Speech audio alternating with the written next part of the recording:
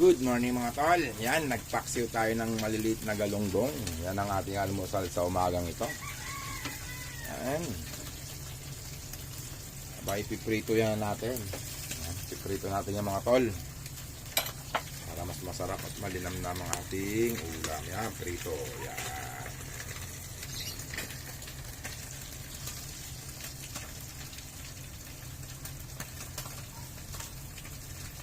Yan, ito na ang ating finished product. Oh. Pritong galunggong.